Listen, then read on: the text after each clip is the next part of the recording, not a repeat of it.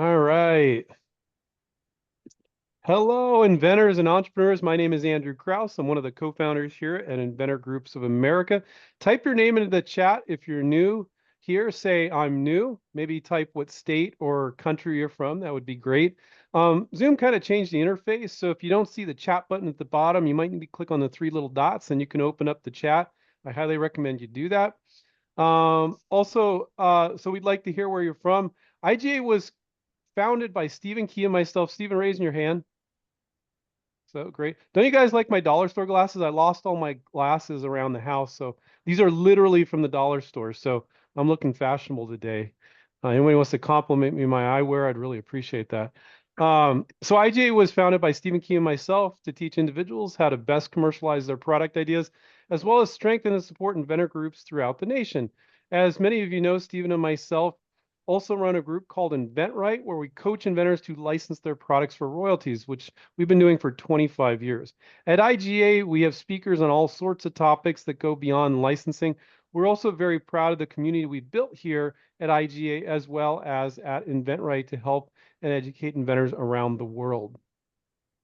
IGA also has a directory of local and regional inventor groups on our website. So if you're located near one, make sure to check that out. We encourage you to join your local inventors group. We're big advocates of inventor groups. They're kind of dying. There's not many of them, but if there is one near you, it's nice to hang out with some other inventors and realize, wow, there's a whole bunch of other people just like me.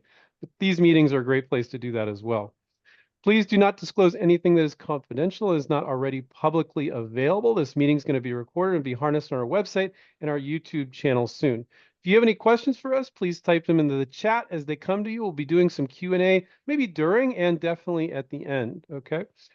We have two speakers from the United States Patent Office, or otherwise known as USPTO. Both are currently patent examiners. You know the guys that approve your patents? So that's pretty cool, right? You're going to realize they're not somebody to be feared. They're really cool. Both of these speakers are amazing. But yes, they can accept your patent or not. I'm going to read off Wade and Miles's bios so you can see how super qualified they are to talk on the subject of today, which is provisional patent applications. Pretty cool that you can say patent pending for $60. Pretty amazing. So Wade is a primary patent examiner and assistant outreach coordinator for the Western Regional Office at the United States Patent Office. Wade has been an examiner in AU 3771. You got a lot of acronyms and stuff at the Patent Office since 2008 and a primary examiner since 2014. He examines a wide variety of medical devices for patentability, including stents, lancets, heart valves, and surgical robots. Pretty cool. Wade has also served as on numerous details within the USPTO. Sounds like he's in the military or something, including details with the Patent Trial and Appeals Board, Technical Quality Assurance Shop, and Patent Training Academy. That's pretty cool. Currently, he's on details serving as outreach specialist for the Western Regional Office, which is probably one of the reasons why he's one of our speakers today. Prior to joining the USPTO, he earned a JD from the University of Oregon and a bachelor's in biomedical engineering from Mississippi State University.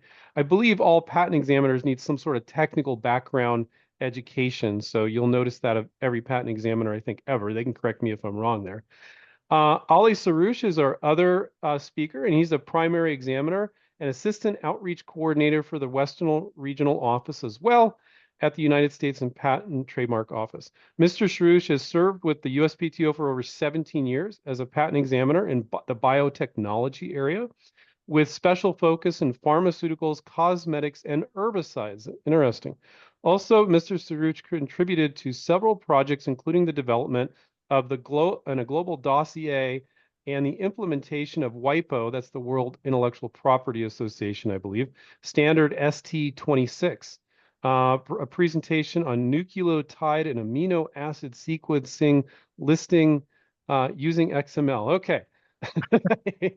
Yeah. Further, he was on detail with the Office of Solicitors and served as a trainer in the Patent Academy while at the USPTO. He received one distinct Department of Commerce Bronze Award. That's cool. He received a bachelor's degree in microbiology from the University of Maryland, College Park.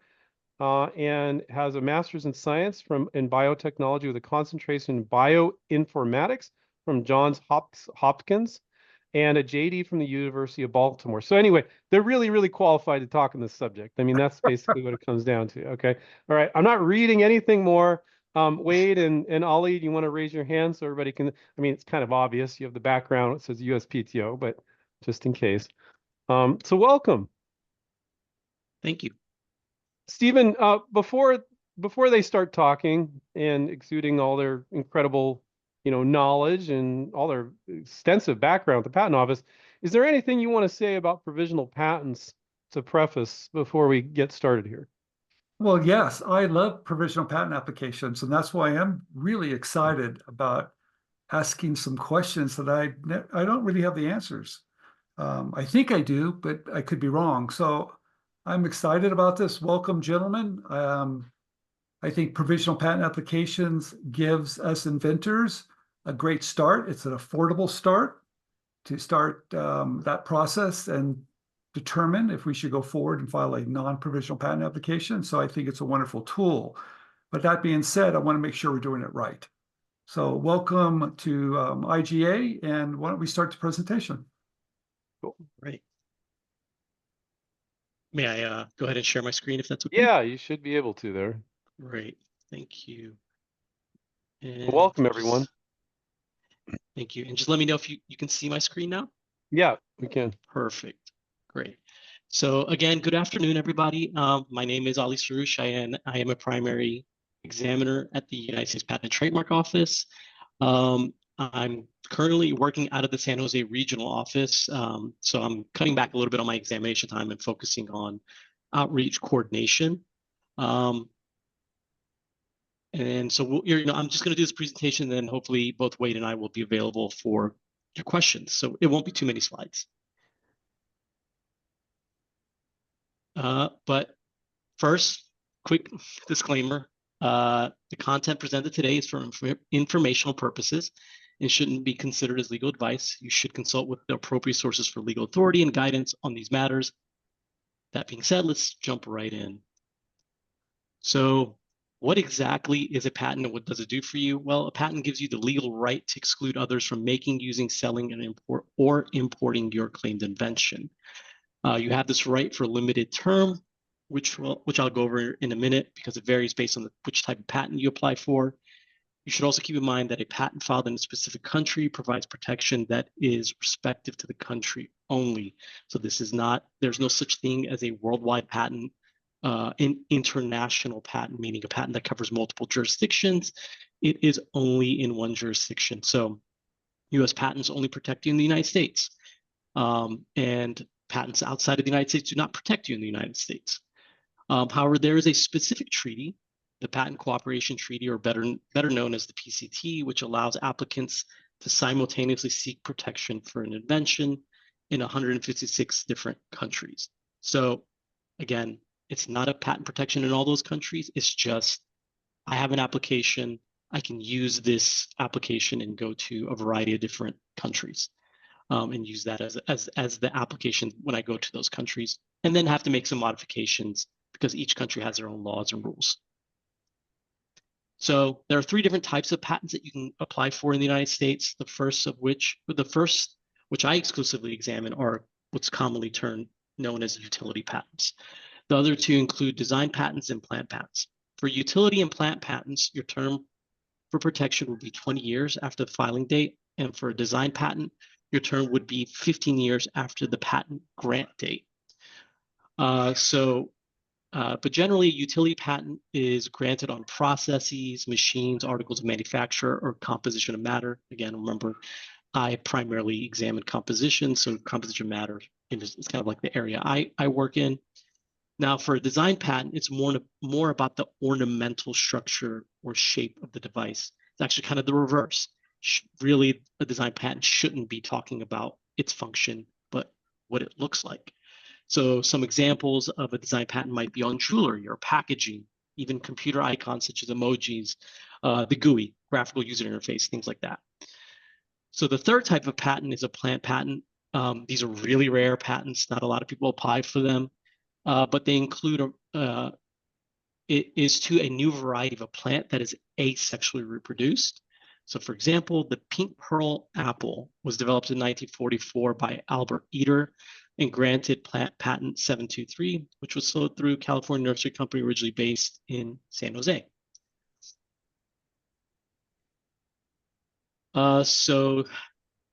Again, today we're going to really focus on provisional applications, but this is kind of the path to a patent, right? So you're going to come up with an idea. And then in that second step, you're going to notice that there's two different applications, a provisional application and a non-provisional application. The provisional application is labeled optional because you don't have to file for a provisional application. And the non-provisional application is required if you want to get protection. That's where your protection for your invention comes in, is with that non-provisional application. It's the one that USPTO, myself and Wade are actually examining. So a little bit more about a provisional application is more relaxed requirements than a non-provisional application. And it's not reviewed for patentability. However, a provisional patent application can be filed to give an inventor a priority date at the date of the filing of the provisional application. So we're going to get into this a little bit more, but a lot of what the value in a provisional application is that it gives you an earlier date, gives you some time to kind of work through whether you want to file that non-provisional application. So the US currently operates under a first to file system. So early filing is important, and the provisional application provides an easier and cheaper means of establishing an earlier filing date than a non-provisional patent application. And one major note here is the provisional application can only be used in utility and plant patent applications. They're not available for design patents. So as we go through this, again, keep in mind, we're really only talking about utility and plant applications. So this is kind of a graphic that illustrates that again. So there's a great use of filing your provisional application because it allows you to file without a formal patent claim. So you don't actually have to have a claim in a provisional application. That is a requirement for non-provisional applications. You don't need an oath or declaration. You don't need what's called an information disclosure statement. So you don't have to say, here's all the prior art, the references that are related to my application that I have found and I think are relevant to my area of invention and technology. So a lot less requirements. That's a big win if you're still trying to figure out, do I want to market this? Do I want to go forward with this? Am I going to spend all the money that it takes to file a non-provisional? So why is that priority date important? Well, currently the USPTO is acknowledging ownership in a first inventor to file system. And that's where the benefit of the provisional application comes in. You can establish an early filing date of your non-provisional application as the filing date of the provisional application. It's important to remember that a provisional application, I guess I'm kind of repeating myself, sorry, not available for design, but available for utility and design, utility and plant applications. And that's kind of like what the graphic is telling us there.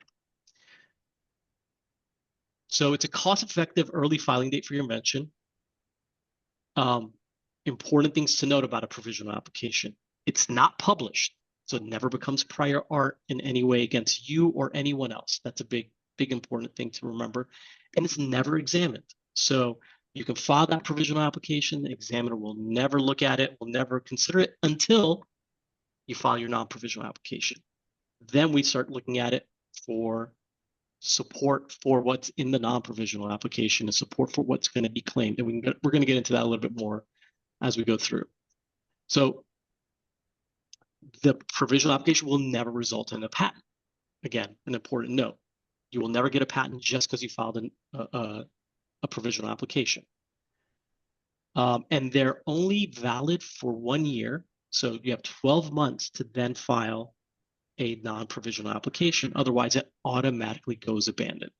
Now, if, let's say that 12-month ends and you've, in the 2 months, like you're around 14 months and you realize, oh no, I forgot, I meant to. You can always file a petition and say, I made a mistake. I intended to file that non-provisional. I know I missed the date by a couple months. Can you please reconsider? And most of the time, yep, it'll be reconsidered and you'll get that provisional date still. Non-provisional, again, in contrast, non-provisional is what actually gets examined by us patent examiners, and that's what actually ends up resulting in your patent. So for you to get, and this is kind of where we're getting into that, what's that support? So for you to get, in order for you to, for your non-provisional to get the full benefit of your provisional application's filing date, the provisional must fully support whatever subject matter is claimed in the non-provisional application. So what does that kind of mean? It means that we're looking as examiners, when we're looking at the non-provisional aspect, we're looking at every element, every limitation that's in the claim and seeing, does the provisional describe that in some manner that one of ordinary skill would understand that you had possession of that limitation? And if they did, then you get that date of the provisional application, what's going to be your earlier date. If not, then you will get that date of the non-provisional date. So part of this is your claims potentially have a variety of different what's called priority dates. And those priority dates are important because that's how we determine what prior art or what references can be applied to reject your claims, or hopefully not reject them, but if they are rejected under some reference, that's the date we're going to look to see. So the patent term, however, is measured from the filing date of the non-provisional application. So if you file your provisional application, claim priority to that provisional application, that 1 year that you were trying to figure things out, you don't lose that 1 year. You still get your 20 years from the filing of the non-provisional application. There is one small caveat to that I should note. If you, and no one does this, so just be careful not to do this. If you claim priority to that provisional application, you don't lose your 1 year. If you convert your provisional application to a non-provisional, then you do lose that 1 year, because then your date goes back to the original filing of your provisional application. So it's a small caveat. I've never really seen it happen. Almost everyone understands that they're just going to claim priority and not convert. And Stephen, could you explain that one more time again? Because I've never heard that before. Yeah, so there's actually you can essentially, what you can do is when you filed your provisional and you're within that 12 months, you technically have two options when you're getting ready to go non-provisional. First option is, I have my provisional, I'm going to file a brand new non-provisional and claim priority to that provisional.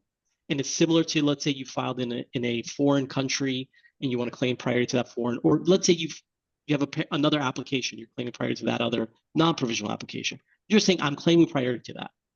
The other option is, I have this provisional, I'm not going to make any more changes. Let's say I have all my claims and everything is really ready to go. And I don't want to do any more work. I just file a petition saying, can you please make this now a non-provisional application? In that second instance, then the provisional date, the date you filed your provisional, will actually become your filing date. So in a way, you kind of lose that 1 year grace, that 1 year period that you would have gotten if you just claimed priority and filed a brand new non-provisional application. Like I said, I've never actually seen it done. I think because everyone understands that I don't want to lose that date. There's no real benefit in doing it that way. Okay. All right. So again, when you file your provisional application, you have 12 months from the date of the filing to submit your non-provisional. So that 12-month period may be useful for investigating market potential, obtaining counsel, or creating your business strategy. The other benefit of filing your provisional is that, let's say in the 12-month period, something happens, and for whatever reason, you decide that you don't want to file your non-provisional application. Well, the provisional application automatically gets abandoned 12 months. It's never examined. It's never made a public record. So your invention is, quote, safe from public record if you choose to let your provisional application go abandoned. So again, remember, it never gets published. It's never going to be prior art against you or anyone else. So there is that benefit if you decide, you know what, maybe my intellectual property strategy doesn't lie with a patent. It lies elsewhere. Or I just don't care if I have intellectual property. You don't give anything away. So what are some of the filing requirements for a provisional application? You'll need to include a detailed description of the invention as well as the appropriate filing fee. It's strongly encouraged to provide as complete of a description as possible in a provisional application. Again, because of that priority date. The more you provide, the more you can claim back to that date. But of course, again, this might be a fast way to get your filing date, so you might not have all of the details. Just that kind of have that the strategy that you're trying to figure out. So items that you want to include in your provisional application include a background, a summary, detailed drawings if that is something that's important to your invention. Some areas it's almost required.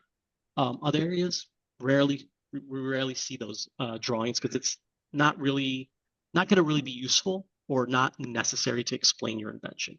My area, for example, compositions, right? So to describe a pharmaceutical composition with a variety of ingredients, not too much necessary to draw it out. You might include a drawing if you're talking about some of the properties of the composition in a variety of different ways. Usually it's graphs and things like that, not so much a drawing of the actual product. Mechanical arts, for sure, you're probably going to want to include a drawing because you're going to refer back to that drawing to describe and explain. And all of these things that you're filing are going to be looked at for what we talked about, that support. Did you describe it enough in the provisional to give you that date in the non-provisional? For anything claimed in the non-provisional application that doesn't have support in the provisional, the effective filing date of the new subject would be the date of the filing of the non-provisional. So this is super important to know, and we can go back. So let's say that you have a chair, you describe the chair, the parts of the chair, but then you realize in your non-provisional there's this one other piece of the chair I want to include. Let's say caster wheels. Well, the caster wheels are not going to be given the priority date of the provisional, but of the date of the non-provisional. And so if there's prior art that comes in between those, it would apply for the wheels, but it wouldn't apply for the other elements. Okay, so again, filing requirements for a provisional application. You're going to see it, what you're going to want there. The title of your invention, the names of the inventors, residences, correspondence address, attorney information, and whether there is U.S. government interest. So, and then we provide a form. I don't think you have to use it. PTO SB 16, which would provide you the ability to just quickly, give us all of that information. So we did talk about that it's cheaper to file a provisional. So here's kind of like a, I believe it's the most current filing fees that you see. And here's a rundown of filing you can expect to incur when filing for a utility patent. Keep in mind that these are the minimum fees you'd incur, and you may have extra fees depending on the number of claims, late responses, non-electronic filing, and other case-specific surcharges.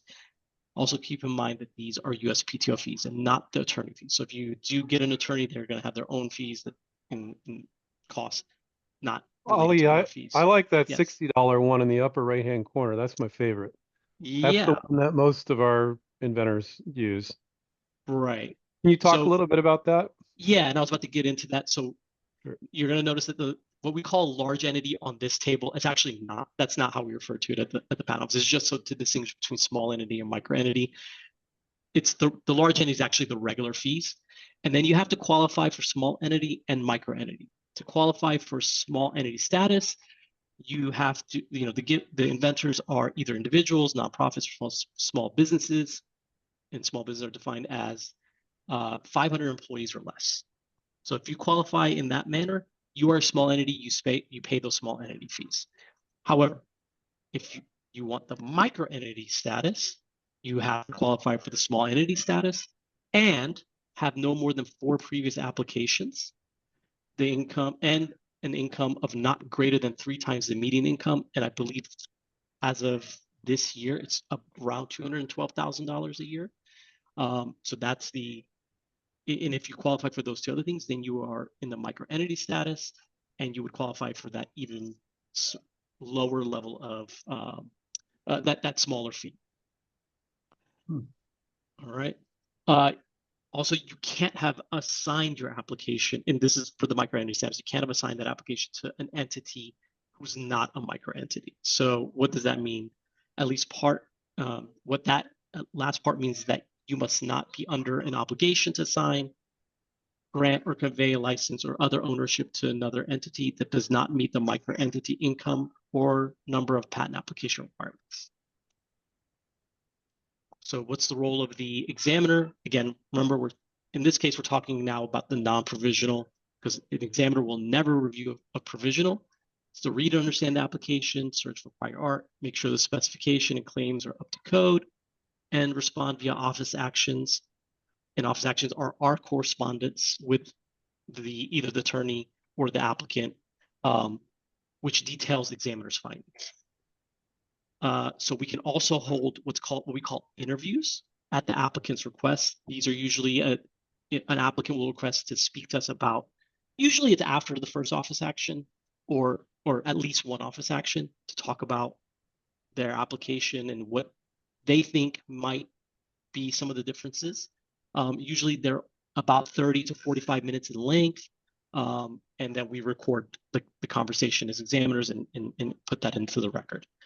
And I highly encourage including interviews in your patent process when you get to that stage, because there's usually, and I think there's some data to show across the patent office, a 10% increased likelihood of your application being allowed if you've had at least one interview.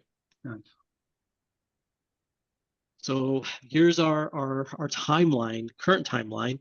The biggest chunk is waiting for that first office action. Right now, as of right now, we are working to reduce this backlog. Before you get your first interaction, that first office action from the examiner, we're approximately, and this is across all technology areas, it varies based on technology areas. Some are a little bit longer, some a little bit shorter, about 19.7 months right now. And then the rest of it is, will add up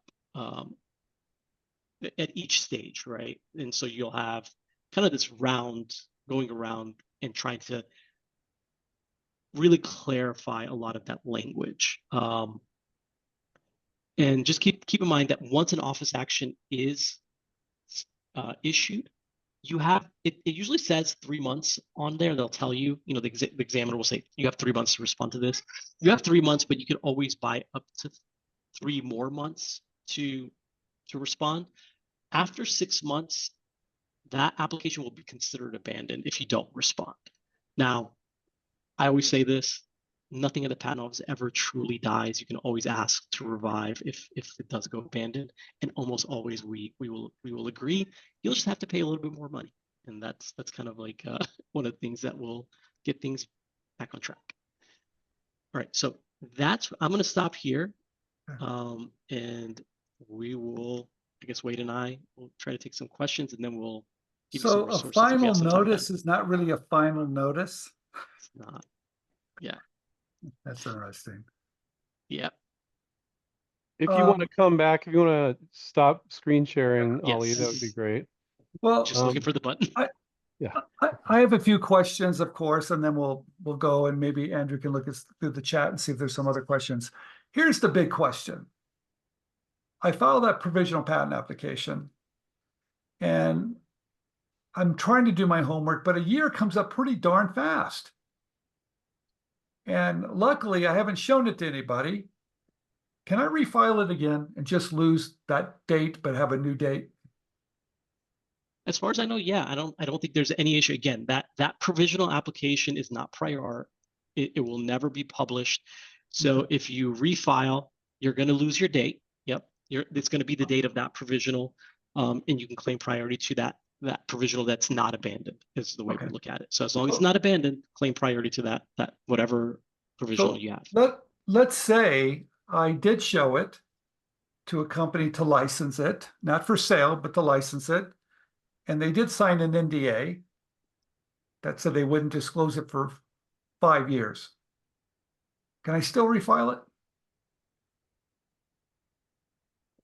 Well, I believe it would be what was covered in that NDA, to be honest, and maybe also what are you disclosing when you talk to that company?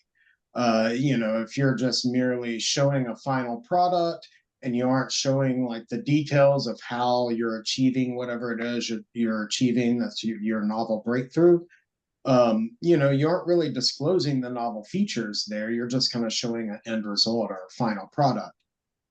So you may, that it kind of comes down to what you are disclosing in those. I'm disclosing my provisional patent application because they're under an NDA. That's not public disclosure, is it? So here's my take on it. If you filed a provisional, again, I think I would say, and speak to an attorney before you disclose anything and how much you're going to disclose.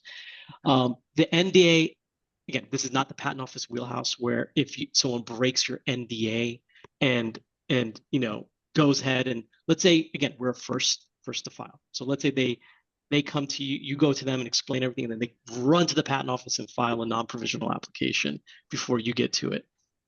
You might have an NDA issue. That's not going to be our issue at the patent office. We're not gonna litigate that. We're not going to worry about that. Sure. We're just going to examine the application and worry about the dates. So I would say, just even in the case of an NDA, be very, very careful what you're disclosing and how much you're disclosing, because then you have to litigate. Did they break my NDA? Did they break my NDA one day? All right. So they could break it. There's a possibility they could break it. Sure. Okay, I got it. All right. The next question I have is, I file a provisional patent application, and people ask me all the time, am I protected in countries that respect PCT, that are in that 100 and some number? Am I protected in Europe or? So you're not protected until you have a patent in each of those jurisdictions, right? So if you have a patent in the United States and let's say you even file a PCT, PCT is not protection. PCT is almost essentially an international provisional application. That one of the things to keep in mind about PCTs, by the way, is they do get published. So, they will eventually be published, the PCT. So it's out there. But they don't issue as patents, right? I know that, but yes. I filed that provisional patent application in the United States, and I'm going to file in other countries, because I'm going to file before I file that non-provisional, or at the same time I'll file a PCT. So I still are going to have first priority date, correct? That's what I'm really looking for. Okay, in those other countries. Right. Yes. So your priority date in the countries that have signed that treaty should transfer to those countries, right? And that you should have that date in place. So if you file your provisional and then you come in and file, let's say, like before in the time frame that you're allowed under the PCT, I think you have 12 months to then file the PCT, and then 18 months to go to each country. Correct. So you're like usually 30, I think it's 30 months. Certain countries will give you 31, some will give you 34. And as long as you meet those requirements, then you will have your priority date all the way back. Now, how those rules apply in each country, you have to look to those countries. In the United States, you will get, if you did a provisional, then file the PCT, and then file the non-provisional off that PCT in the US, you get your date all the way back to the and for those of you who don't know what a PCT is, called a Patent Cooperation Treaty. I don't know the exact number, about 150 something countries, not companies. And so you could file a provisional, then you could go to the PCT, and then you could file in those PCT countries. It gives you a little bit more time to extend it to file in all those other countries. Doing that is incredibly expensive, so it's really great when you can assess, particularly when you're licensing a product, within the year of your provisional, if you can do something there, and because the PCT and filing internationally is very, very expensive. Stephen, we have you might have some more questions. One more question, then we'll open it up. But this is a big one. I know everybody is going to love this question. I'm writing my provisional patent application, and I'm going to put a lot of details in here. I'm going to talk about workarounds, maybe some variations of how it could be made, maybe different materials. I'm going to talk, of course, the problem, solution, my invention, lots of drawings. I'm going to really be a lot of details. And the reason why I'm doing that is that when I file that non-provisional patent application, I'm going to get an office action. And I want to make sure that they can go back in case that non-provisional patent application is not that clear on a certain thing I talked about in the PPA. You can go back to the PPA and pull some information and make an argument to you why you could overcome maybe a prior art. Is that correct? Does everybody understand that? So essentially what you're saying is if it's information that is in your provisional patent application, Yes. even if that information maybe isn't written exactly the same way into your non-provisional, can you still go back and pull some of that information to support your invention, correct? Yes. Yeah, that's information there that, it is in the priority chain. Okay. Sometimes what happens is, just in a matter of rewriting from a provisional to a non-provisional application, wording gets changed. It's not exactly clear, maybe what matches up. And so sometimes there is that lack of communication there, and it takes maybe a back and forth between the examiner and the attorney or agent to kind of say, hey, look, here's the support for this. Here is where we discuss this feature, and so that way, that link is being made. The more Right, details actually is maybe a good thing for me. Right. The more detail, Yeah. and I think it's something I mentioned in the presentation was, again, that support for what you're going to claim is probably the most important part, right? Because if you need to include more information into your claims or write your claims in a different way to overcome prior art, then the more you have in there, the easier it's going to be.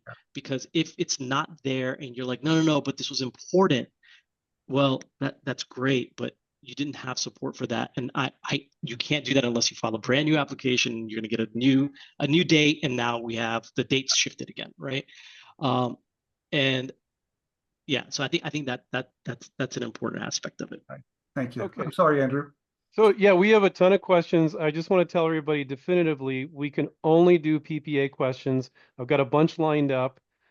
We can't do anything off PPA. The topic is PPA today. I know you got the patent office here and you want to ask them every patent question under the sun, but the focus today is PPA. So I'm sorry if we can't get to the non-PPAs, and PPA is just short for provisional patent application, of course, which you guys all know. But let's get in here. And guys, I don't think we have time for really in-depth answers. If you really feel like it's important to answer in depth, welcome to do that. But if you want to just knock them out, we can do that as well. So Jennifer, who's a past InventRight student, really sharp. She's really hitting it hard with Jennifer, with right, working on licensing your products. Said, how often, if ever, it's an interesting question. Never gotten this before, Stephen. How often, if ever, do PPA policies and requirements and standards change? Are they set in stone? And I just wrote, there are no formal requirements for provisional patent applications, but let's let the speakers answer that question. So question again is, how often do the PPA standards change? Can you guys comment on that? I would say not very often. It would be a very lengthy process to really change those standards. And at least for the entire 15 years that I've been with the patent office, and even when I first became aware of provisional patent applications over 20 years ago, as far as I know, I don't know that those standards have changed in that time. Maybe a few small formality changes, but by and large, I work for my university's IP tech transfer office, and they were handling provisional patent applications when I was an undergrad the same way.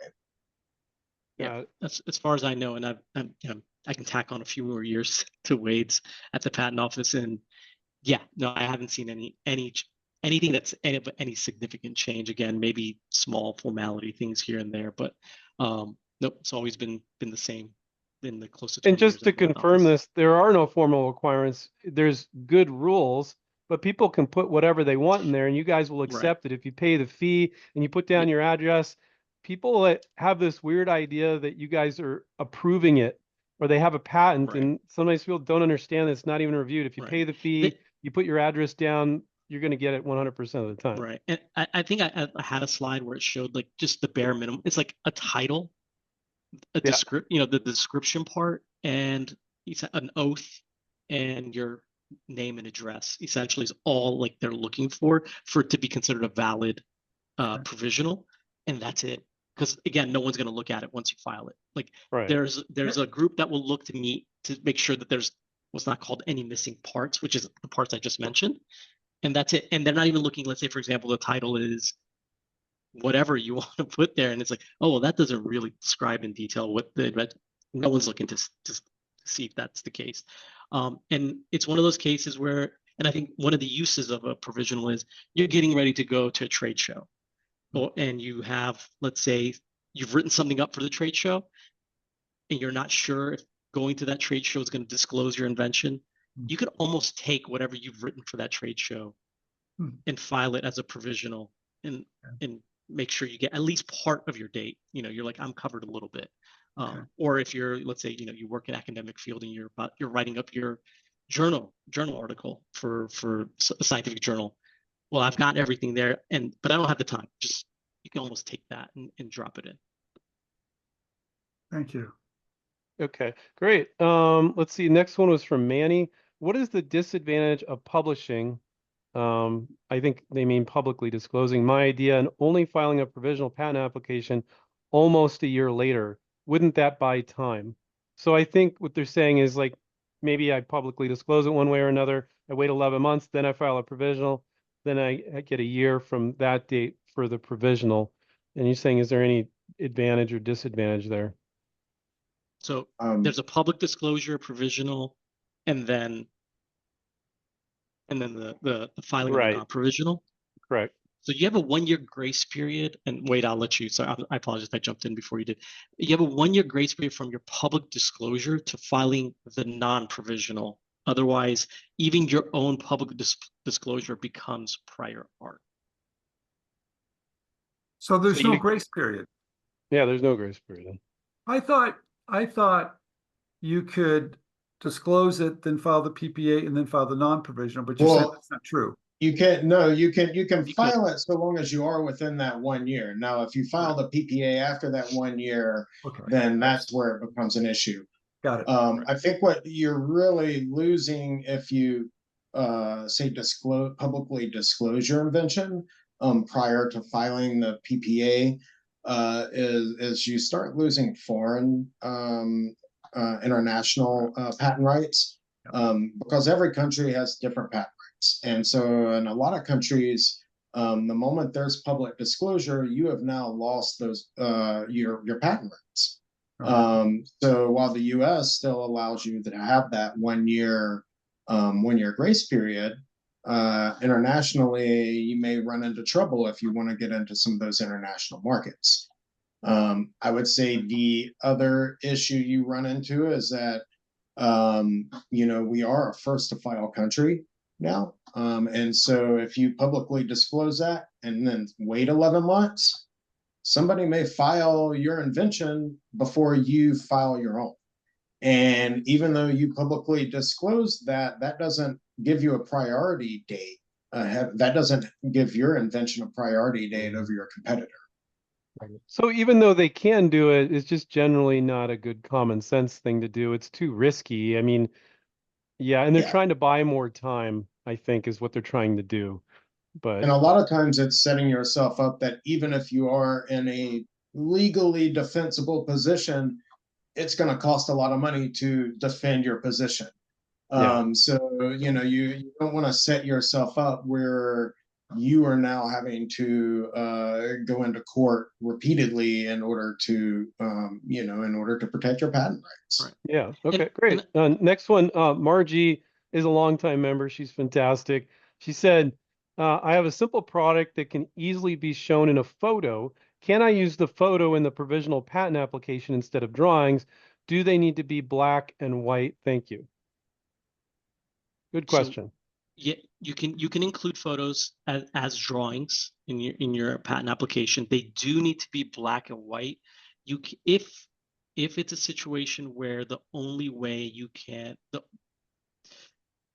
it's essential for it to be in color, for example. Like there are some rare situations where there's no other way other than for it to be color. You would have to petition for it to be in color. Otherwise, it will be in black and white. And in most cases for our uses, black and white's good enough.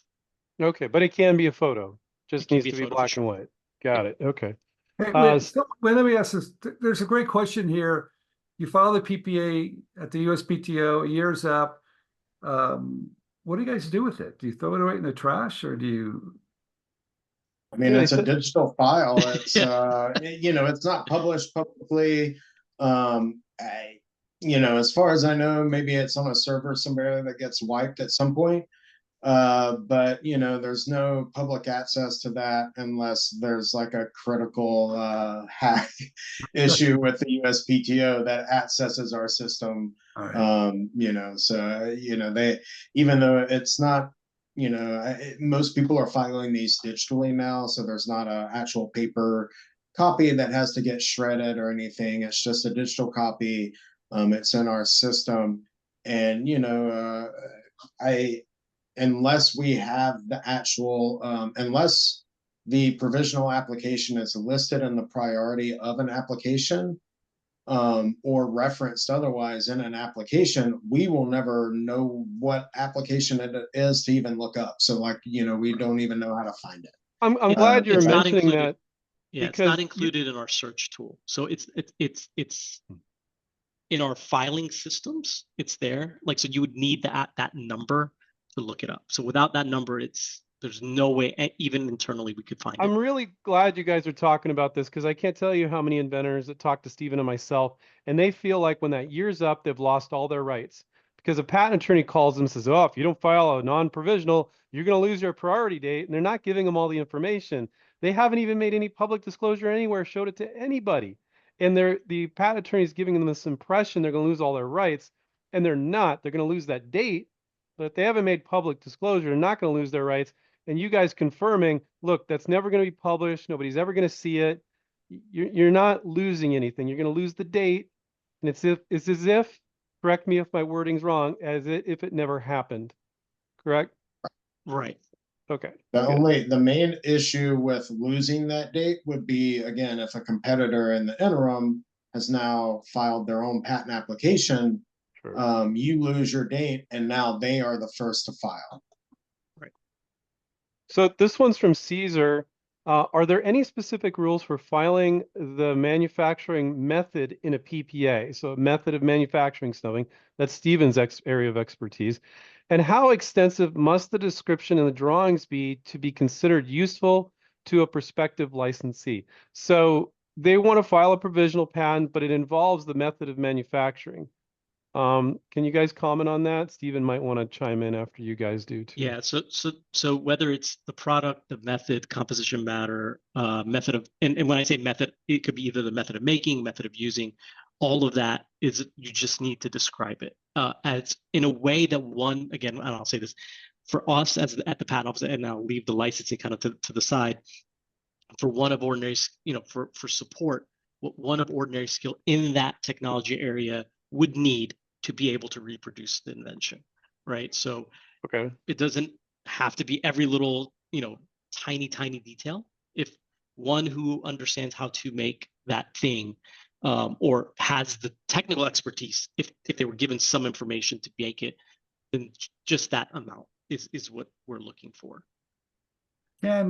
If I live in South Africa, can I file a PPA and then file a non-provisional in the United States? Yes. Okay, thank You you. guys don't discriminate against people from other countries? People are always happy to hear that. Let's sort of say, you don't have to be a U.S. citizen or resident of the United States to file Nice. for a patent in the United States. Nice. Yeah, I was sorry. I was stating that in a funny way, but you'd be surprised. I talked to a lot of people in other countries, and they feel like they're not going to have the same rights. Are they at any disadvantage? Do they have any less rights in any way? That's a big question, than an American citizen. Nothing that I can think of in any way. Pretty no. cool. They would have, essentially it would be examined in the same manner. With a non-provisional, the provisional is exactly the same. Non-provisional will be examined in the exact same manner. Their protections would only extend to the United States. It wouldn't extend outside of the United States. So all of the same things. People ask this all the time. At InventRight, we have a software called Smart IP, which was designed by Gene Quinn, and it is a nice format that's really easy to understand.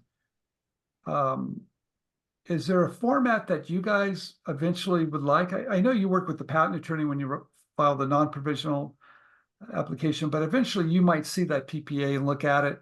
Is there something that tips you can give us? I know you told us to just give a lot of details, but is there something that you like to see that's easy to understand that makes it easier for you? Format, any format? Yeah, I mean, I think so. Again, not required, not necessary. The closer it looks like a non-provisional patent application, the easier it is for me personally to read, because obviously I'm looking at non-provisional applications all the time, every day, and so to be able to like just, it makes it easier. I know what sections to go to. I know where, you know, what to look at. Okay. But no, I mean, I think you know, even if it's not in that format, it, you know, do the best you can. But like, yeah, though, it's that might make it a little bit easier for me to look at if it's closer to what a non-provisional looks like. Got it. Stephen, there's a related question that Margie typed in. Does the patent office offer any help to independent inventors with writing their PPAs? And I'm just assuming you guys aren't allowed to give legal advice. Is there any training you guys offer? We at our company, InventRight, we have some software that helps people do it.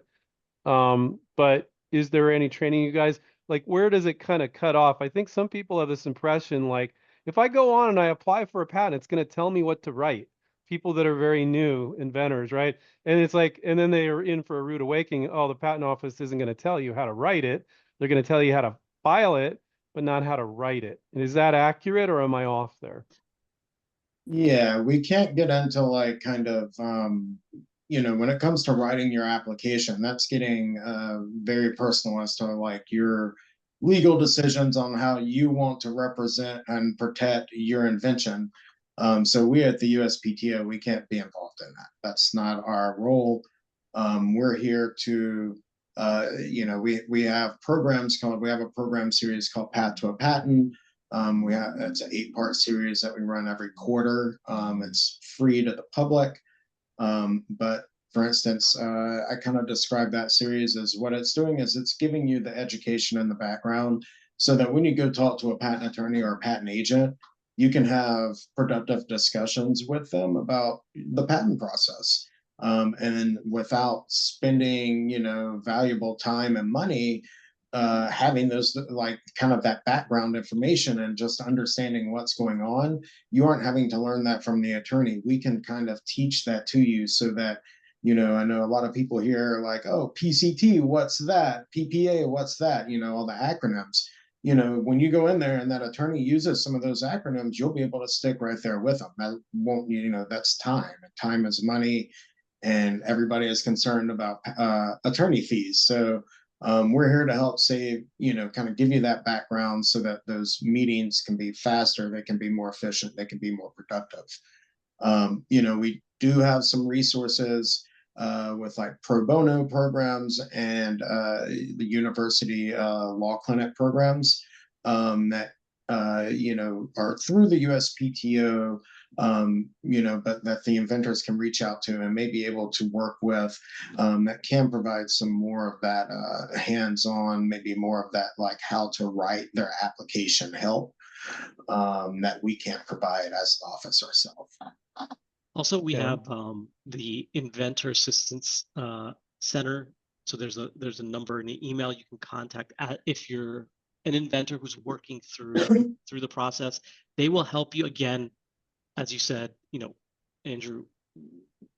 Everyone at the office will kind of start to, as it gets closer to, oh, we're providing legal advice or business strategy, we'll kind of start to, all right, that we might be going a little bit too far.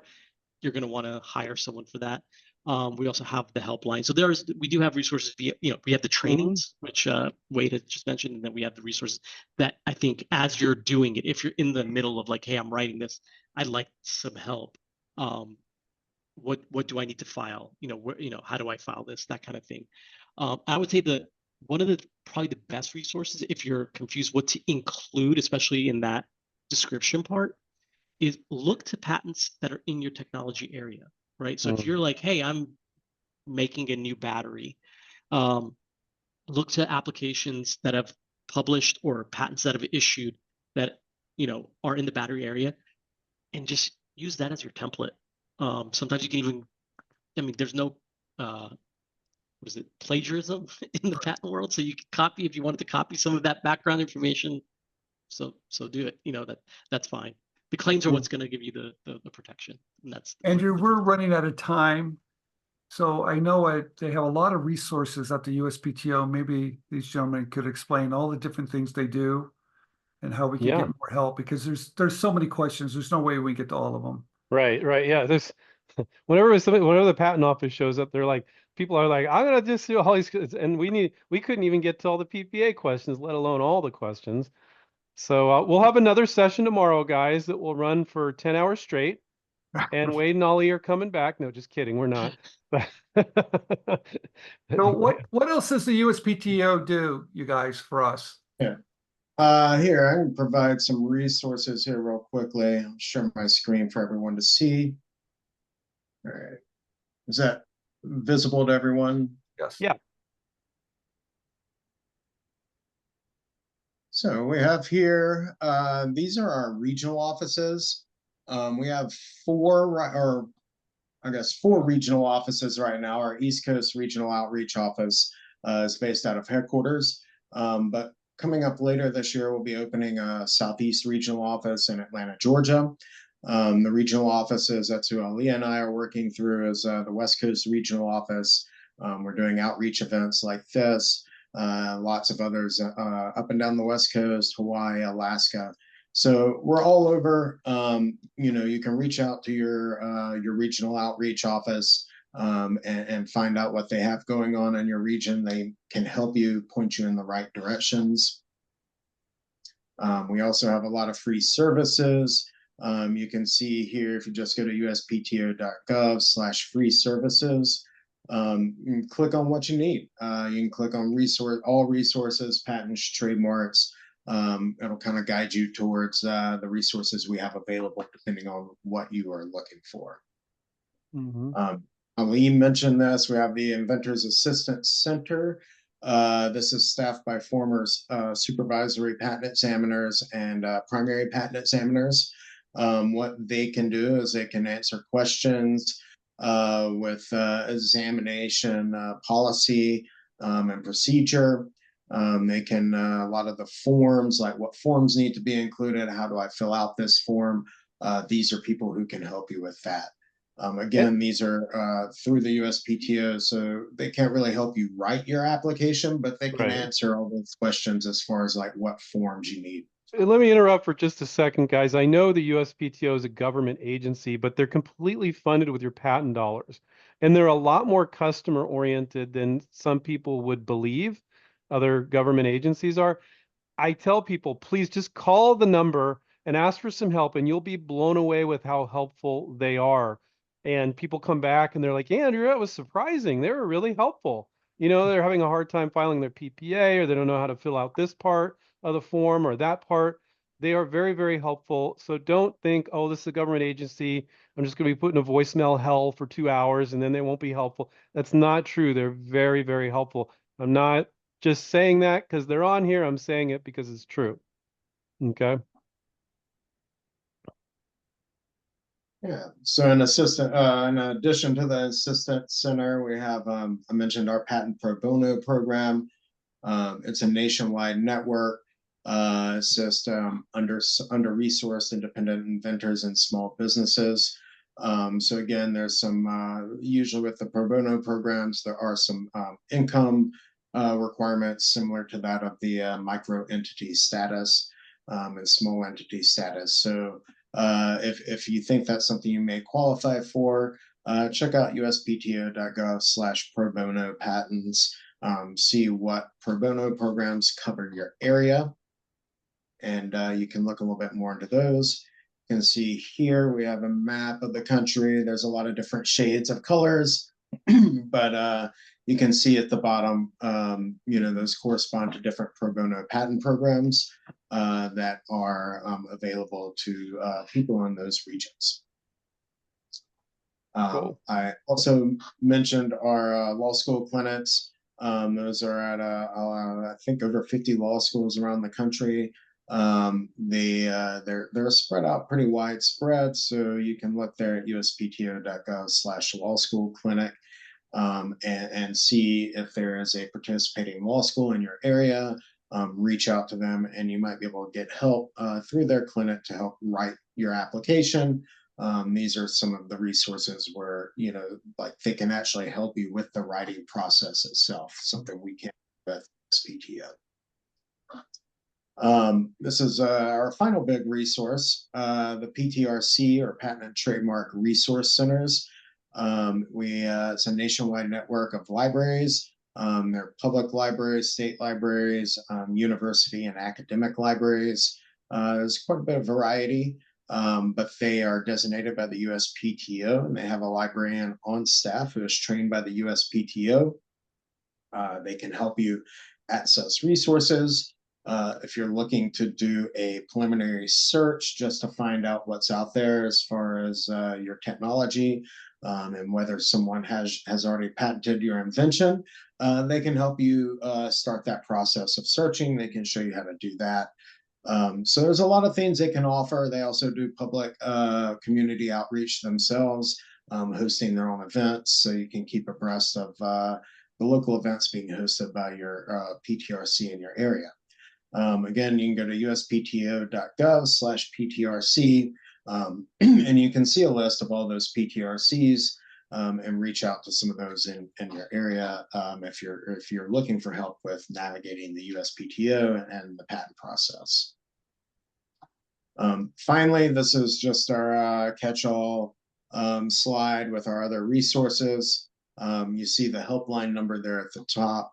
That's probably the big one you want to keep in mind. If you call that number and you have a question, whoever is on the other side should be able to point you in the right direction to find your answer.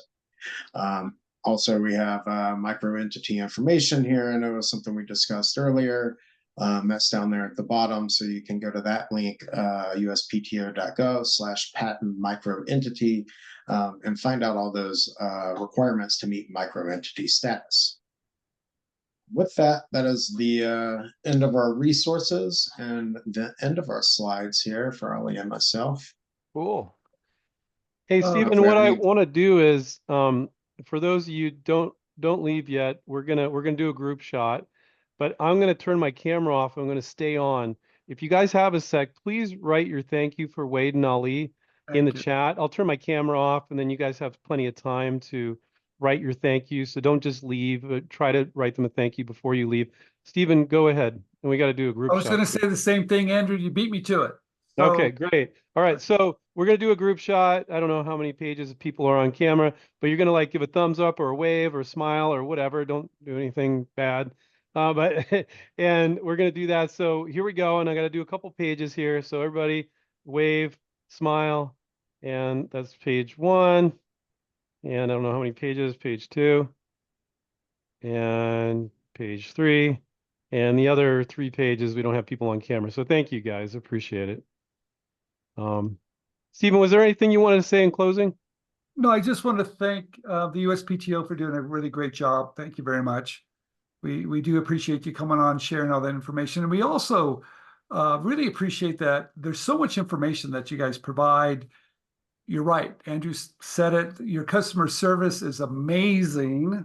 I don't know how you do it, but you do it. You do a great job. Thank you so much. But I also want to thank Courtney for making this happen, and Madeline Key as well, for pointing us in the right direction to have the USPTO and joining us. So if you have more questions, make sure you reach out to the USPTO. They're there to help you protect those great ideas that you have. And thank you so much. All right. So guys, we're gonna call it a night here. I'm gonna turn off my camera, but I'm gonna leave the whole meeting on for about 15 minutes. If you guys could type some detailed as possible thank yous to Ollie and Wade, that would be great. And then in about 15 minutes, I'm going to close it out. But we're done here. You can check the recording on our YouTube channel, on the Inventor Groups of America YouTube channel, as well as the website, and it's free. So if you joined and you missed part of it, or you want to rewatch it, you can check it out there. And Ollie, Wade, thank you so much, guys. I really appreciate you guys. Thank you. Thank you. All right. Thank you for having See you us. guys. Keep inventing, everybody. Bye. Good night, everybody.